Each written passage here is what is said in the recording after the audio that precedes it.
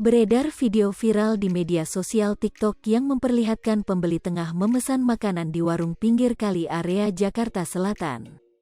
Uniknya, pembeli tersebut harus memasukkan uangnya ke dalam ember setelah pesanan selesai disiapkan. Kemudian, uang itu diberikan ke pemilik warung menggunakan katrol tali dan ember yang ditarik atau dikerek. Barulah, penjual meletakkan makanan di ember dan diberikan ke pembeli yang kebanyakan karyawan perusahaan di sekitar warung. Sontak, video yang diunggah Nurin Waskita di akun TikToknya @nurinwaskita ini mendapat banyak respons dan viral.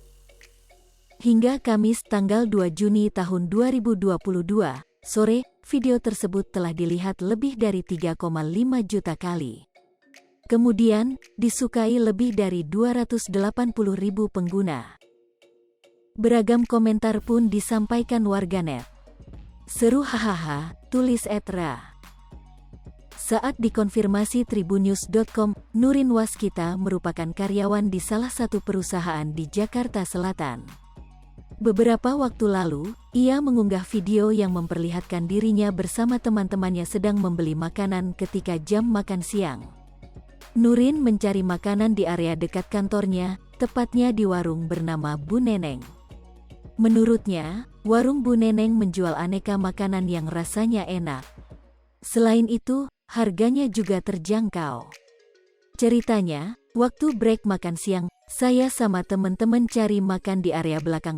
Nah, itu memang cukup terkenal di area Capital Place, Kota Jakarta Selatan karena ya memang rasanya yang enak. Harganya juga affordable banget buat kita para karyawan, katanya kepada tribunnews.com, Rabu, tanggal 1 Juni tahun 2022.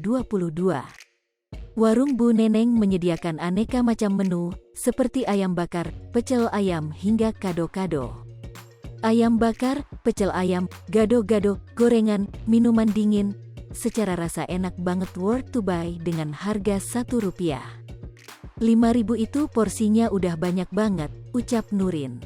Beredar video viral di media sosial TikTok yang memperlihatkan pembeli tengah memesan makanan di warung pinggir kali area Jakarta Selatan.